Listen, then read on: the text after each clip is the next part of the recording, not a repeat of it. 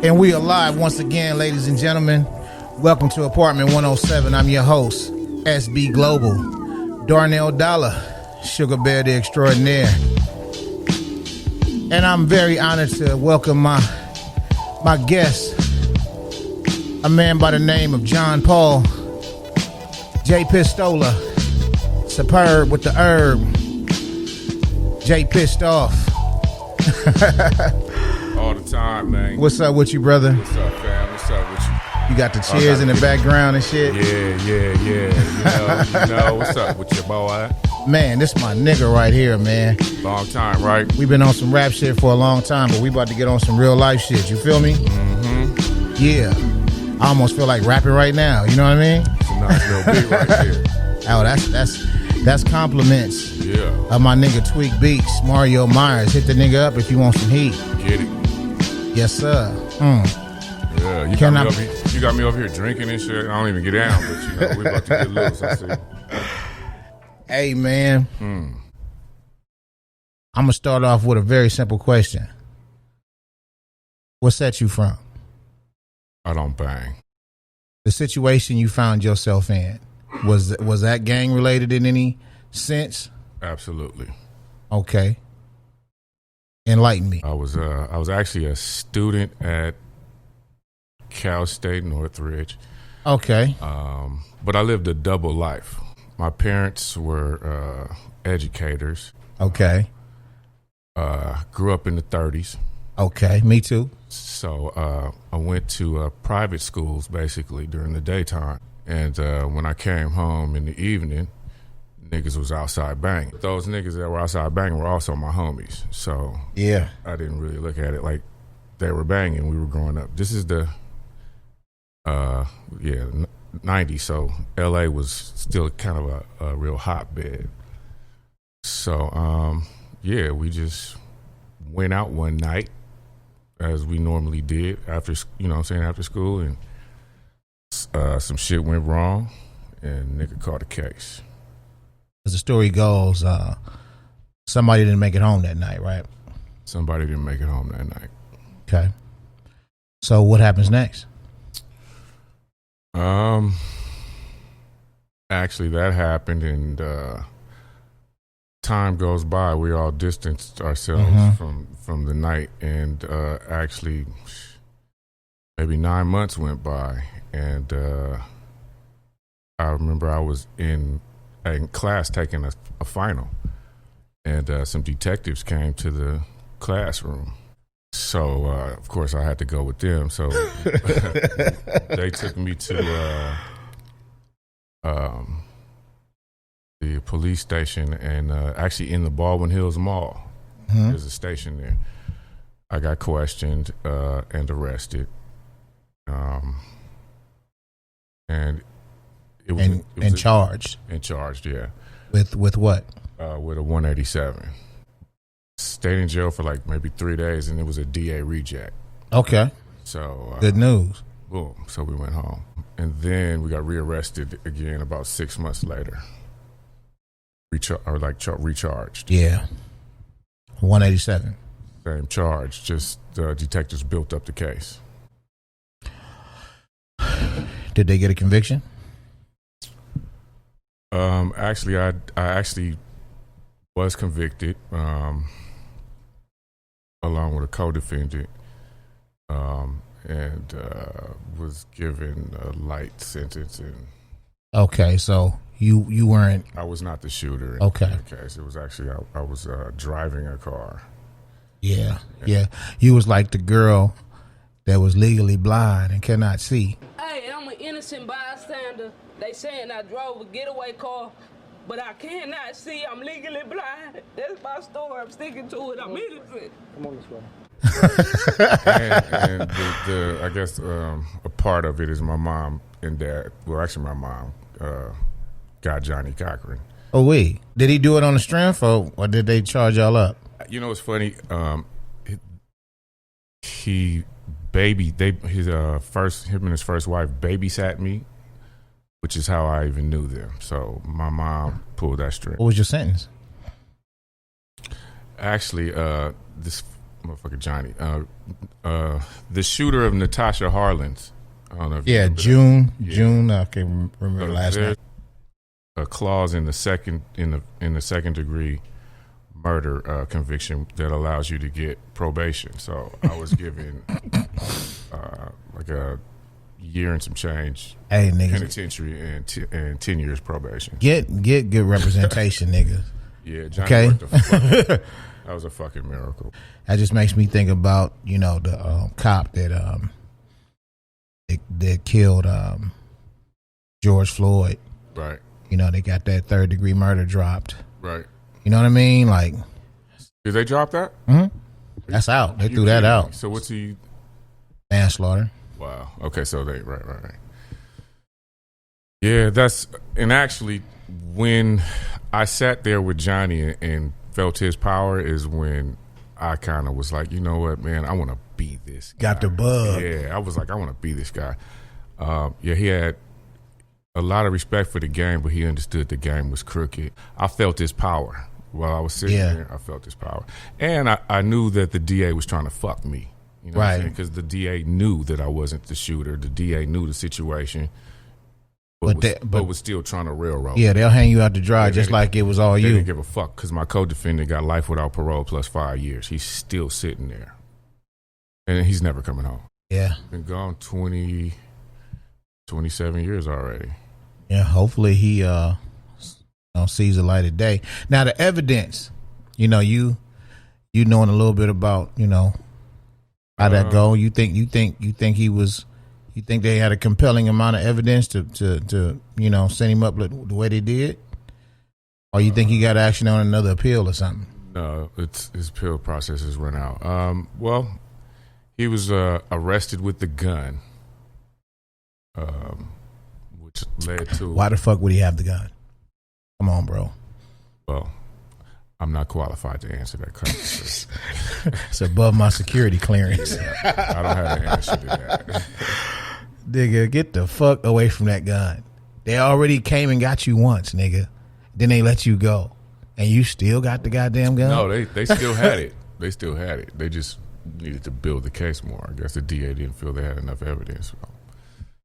Okay, so you got probation. You were able to go home. How long did you actually do in a jail? In a cell or probably a year and some change. Okay, and where were you at? Chino, Wasco.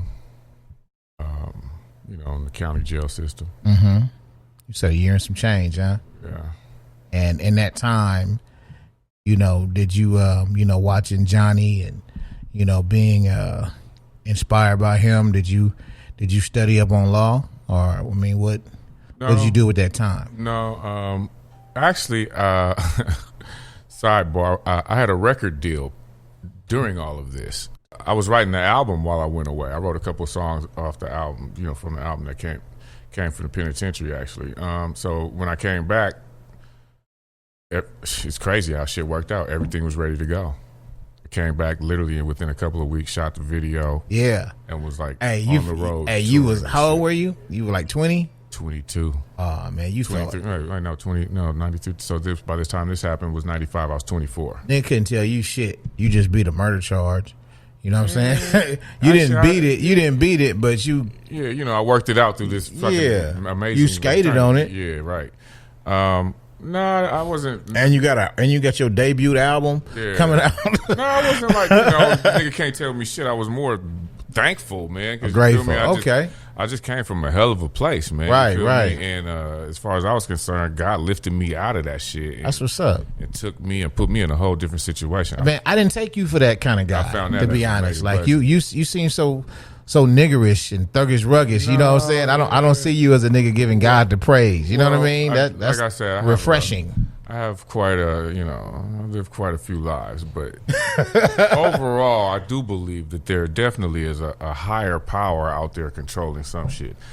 Whatever you call him, people call him Buddha, whatever. Right. In this conversation, I'm just going to refer to him as God. Yes, sir. And whatever this higher power definitely has something. You knew that it was divine intervention. Absolutely. God came down from heaven and stopped them motherfucking bullets. You know what divine intervention is?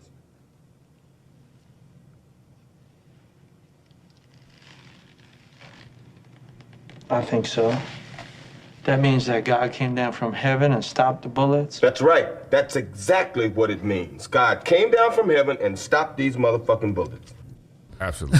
Like I said, because my homie is still sitting there. Wow. And I've accomplished a lot in 27 years. So, okay, so the album comes out. The album came out, and this is what, like 95 or something shit. I went by the name SupHerb. I had a couple features. I had Chino XL on the album. Okay. Who else did I have on the album?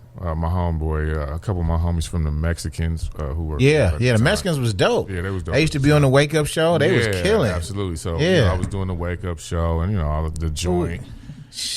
You was on, bro. Yeah, we did a couple of things, man. Did a little tour with the Knots. The Knots produced most of the album. When you say the Knots, you talking about the niggas off the streets from Harlem? No, the Knots. They were a group that did mixtapes. The cut called mixtapes. Bus stops. I used to sell mixtapes. Bingo. They were Come on. Yeah, they were a rap group. They were also signed to Wild West. Okay. So then Vel Bacardi, the Mexicans were signed to Wild West too. Okay.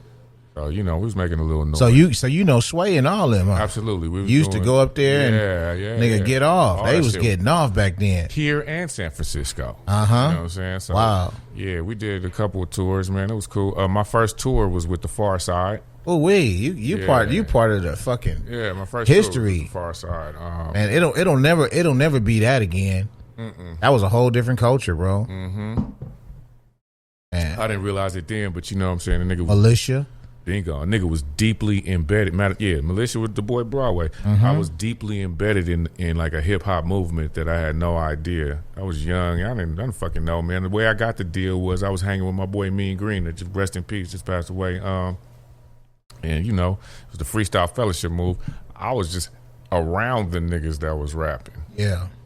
And the nigga Morris was like, let me hear you bust. And then he was like, yeah, all right, I'll sign you guys. I didn't know what the fuck was going on. I was trying to take the money. I learned how to rap and learn how to engineer on another nigga dime in the studio. The nigga I was signed to, Morris Taft, I think he took over $1.5 million $1.5 million. The numbers just didn't Your add. shit generated that kind of money? No. He had a label deal. Okay. He was Wild West. So he got money from American. He got over $1 million from American for his acts. My shit did regional numbers, so you know what I'm saying. So as I was learning the game, I'm like, okay, my shit is kind of a regional shit. Right. What it's gonna take is a label commitment to develop the fucking artist and just not throw a record out, and you know what I'm saying, which is what they ultimately did. NSYNC, he lost the deal. Okay. So what happened is my album wound up coming out independently, but my single came out from under the label, major, you know what I'm saying. Yeah. So 9008, you know what I'm saying, got the push. Rolling, slowly down burning. Peeped out my review, the tires was burning. Spinning around on the west side of town. Bobos in pursuit, cause me and my crew, we thought the serious underground. What the fuck, man, I got the strap and the ounce. In the backseat, the head starts to bounce. Cause I'm coming around the corner with heavy weight. There's no debate, I'll be arrested for my weight. And pulled over in LA, Cali, 9008. The album didn't. So classically, after that, hey man, shit. We did a couple of more moves. He licensed some of the music for commercials and a couple of movies. Got a couple of dollars off of that, and then the deal fished. So, did you go fishing? Did you go? Well, the deal kept going. Then I hooked up with a DJ Slip. Shit! Yeah, most wanted hell yes! Yeah, shout out Slip and MC8. Absolutely, and X-Fac and all them niggas. Yes, sir. Yeah, we did some shit, and that shit wound up taking us to Arizona.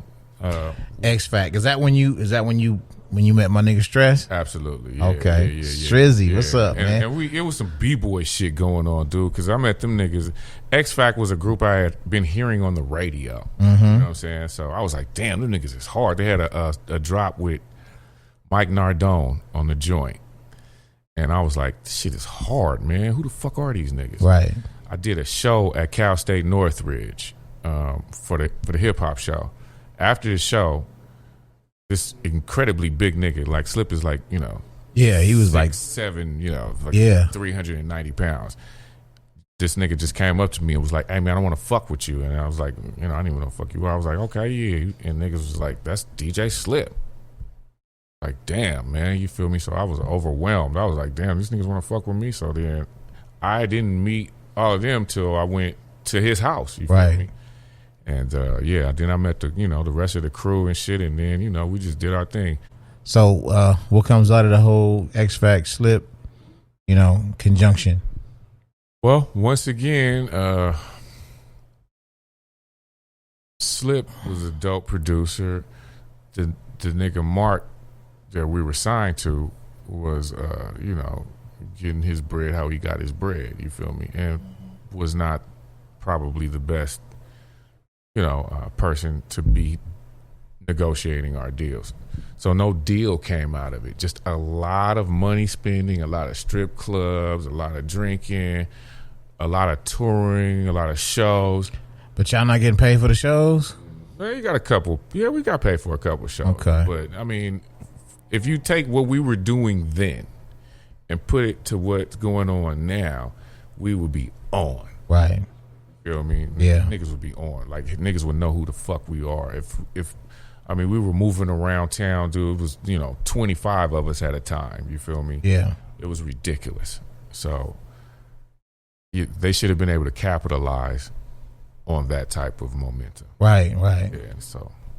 But man, the rap game was so saturated. We had so many different flavors. Yeah. You know what I'm saying? It was we had variety of different shit. Like you said, we had the Mexicans, X Factor, we had Farside, like we had Snoop, we had MC8, we had DJ Quick, we had, you know what I'm saying? Yeah. We had the fucking Fooshnickens, nigga. We had Daz Effects. It was dangerous, man. You know what I'm saying? It was all over the place. Wu-Tang. Yeah. It was so many different fucking flavors to choose from. Yeah. Dres, DRES. Man. You know what I'm saying? Black Too Sheep. much to even really mention, dude. Yeah. Too much hip hop. Busta Bus was out there. Yeah, leaders and shit. Q-Tip and them. You know what I'm saying? Like, it was a lot going on. A lot. So it was like rap was at its I don't know. I think it was at its apex. You know what I'm saying? Like right now we just kind of coasting on some cool shit, but I know when we came up, bro, it was a lot going on. Even the West Coast movement of the hip hop, which is kind of like, remember fucking Egyptian Lover and all that shit. Yeah. I mean, like, you know what I'm saying? It all came out of like some techno shit. Yeah, so that was the era. So nothing came out of that, and you getting in your 30s, right? So, well, I had a. By this time at 24, 25, of course, as soon as I got out, you know what I'm saying, within a year, I fucking had a baby, right? Okay. Okay, so, and then by 29, I'm like, I gotta fucking get some real money coming in because I need this shit continuously, and I'm not the nigga that's gonna be sleeping on somebody's couch waiting for my next single to come through. Right. So I went to school, back to school. You know, I was like, fuck. So started to pursue the paralegal career. You know, okay. Got that done. Got certification, classified for that. Finished my bachelor's up, you know what I'm saying?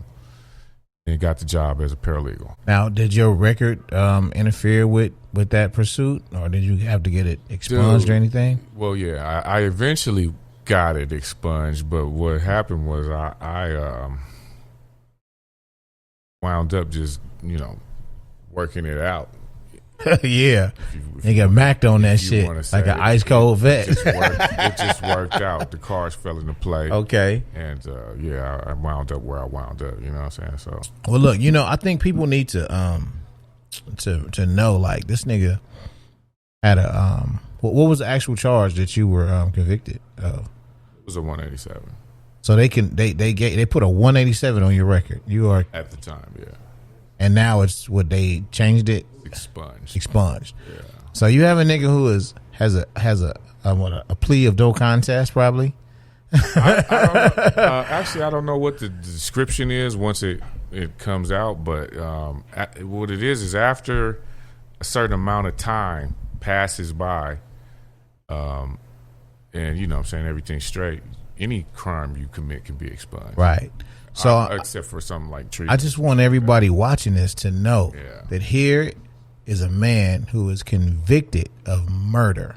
Was convicted. Was not is. I'm sorry. Was convicted of murder, and now is a gainfully employed, tax-paying citizen. You know what I'm saying? With a career. It can be done. Okay, so it can be done. Don't let these naysayers, your mama, your daddy, your bitch, your broad, your homie, your enemy. Don't let nobody tell you nothing different, nigga. If you want it, you can get it. That's a fact. And as a matter of fact, you feel me, since we talking about it, as a young man at that time, you feel me, I already knew, like, fuck, I fucked up and pigeonholed myself. Yeah. You feel me? Who's going to give a nigga opportunity like that? And I was like, I'm not about to be a janitor. Right. I'm not saying there's nothing wrong with being a janitor, but I was like, my arrogance and the ego, I was like, I need to be way more than that. Right. So I didn't really know how going all the way was going. I knew going all the way and trying to take the bar was going to be a problem. Right. You feel me? Because of that conviction. Exactly. So you feel me? I was like, I'm going to get as close to that as I can. So in pursuit of that, hey, man, you know what I'm saying? I was like, yeah, man, I just got to get it, man. I got denied a lot.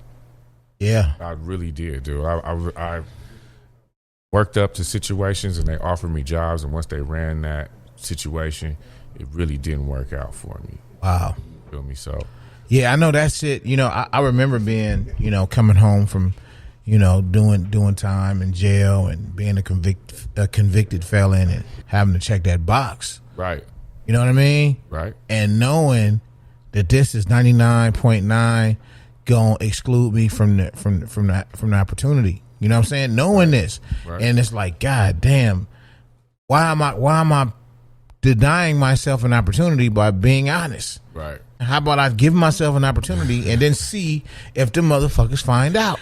Bingo. So what'd you do? Did you do that? Eventually. Yeah. Yeah. And then I got on. I got on, baby. I got on, man. You know what I mean? But now, man, with the way it is now, man, them Yeah. motherfuckers can Google your Yeah, shit. it's too tight in the game. But you know, hey, but at the time, nigga took a chance.